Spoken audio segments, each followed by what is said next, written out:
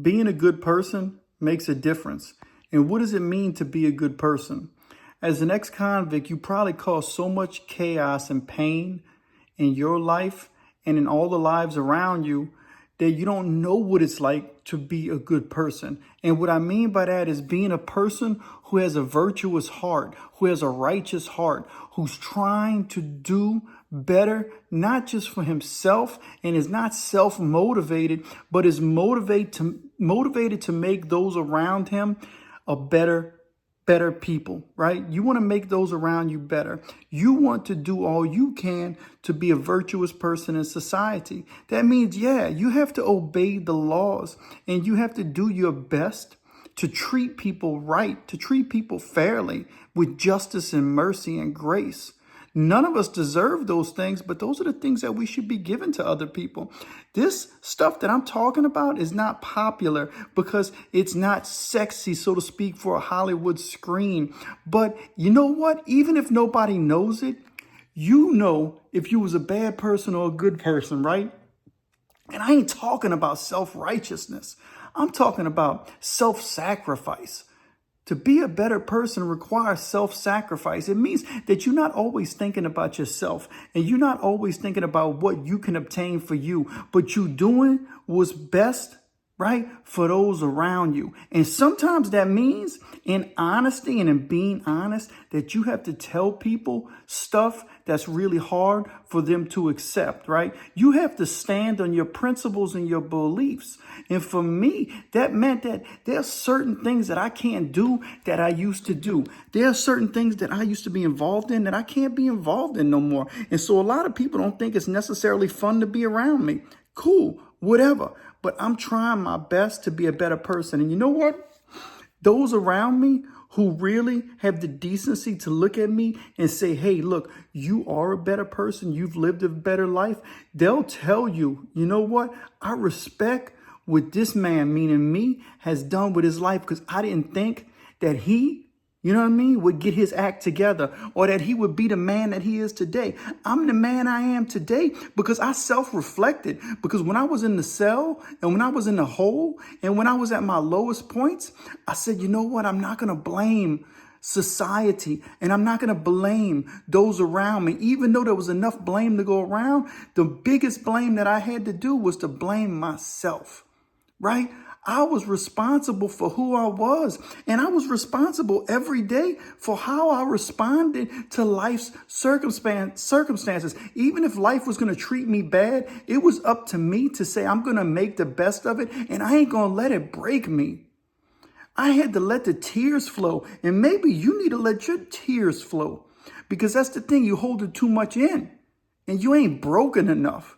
You see, that's something else I learned. The more you get broken, the more you get repaired, right? Because in the brokenness comes humility. And in the humility, I learned something. Humility is power. I've found more freedom and power in humility than I did in pride itself. When you think you're more than you should think of yourself, that's a problem. Listen, you're worth something. You're worth it because God created you for a purpose and reason, and your family loves you, and there are people who love you, and you're needed in society if you do what's right in society and carry your burden. In other words, you got to carry your particular load, right? And you know what? You don't want to be selfish and just be like, I'm only going to carry my load. But sometimes to become a better man, it requires carrying somebody else's load next to you.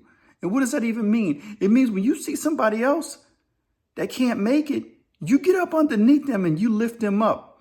And even if you got to lift them to the top, that's just who you are. Let's say they forget you once they get to the top. Or let's say that you never get recognition. Does it really matter if you knew that you was doing right in your heart? If you knew that you was doing right, you know what I mean? To society and to your loved ones? And you was doing right just because what if we only do right because doing right is the right thing to do? If there's no reward for it. You know what my reward comes from?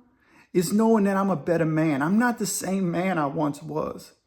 And before my mother and father passed away, throughout the years that I was home from prison before they died, I was blessed to be able to apologize to them. I was blessed to be able to tell them I was sorry for not being the man that I should have been when I was young. I was misled. And you know what? There's enough fault to go around. There was enough fault to go around for my mother and father. But I didn't want to hold them captive to what they did wrong to me. I had to free them. And, and not everybody's going to accept that. Since I've been home, there are relationships that I have that are strained, that I wish could be better. But I can't change my principles of being a good man for nobody. And in the process of that, people are going to call us fake and phony. But they don't see our heart. They don't see my heart. They don't see that I really care. And in the caring, it requires that I'm not willing to lie for nobody. I don't even need to lie for myself. I need to be honest and say, listen, this is just the truth. You may not accept it, but at least I know I'm giving you the truth. And there are some people who may not accept the truth. They're going to go to their graves believing a lie. And even if they never know that your truth was really truth, it doesn't matter because it was truth, right? And you stood on truth. And that's what you got to do, is stand on truth and stand on dignity and have some kind of principles and morals, right? Have that compass that leads to righteousness and a correct right heart and a right mind and a right thought process. And that's what I'm doing, right? I want to treat people around me right. I don't want to treat nobody wrong. I'm going to stand up for myself and I'm going to stand on my business. But I don't want to dishonor nobody. And even if people dishonor me, I want to treat them honorable the best of my ability. And sometimes you treat people honorable, not because they deserve it, but it's because of who you are, because of the character that's been built up inside of you. See, I got character in me. See, I went through some fire. See, I went through the smoke. You know what I mean? I made bad choices and bad decisions that was on my fault. And I still probably will make some more in life, because we ain't perfect, but I strive to be better each and every time. And that's what I'm always going to do. And that's going to be my challenge to you. And if you want to watch a channel that's going to give you something that's going to help you be a better man, then the Pen and the Shank is the channel. And I hope you give me a like and subscribe. And I hope you share in the comments your thoughts and concerns, right?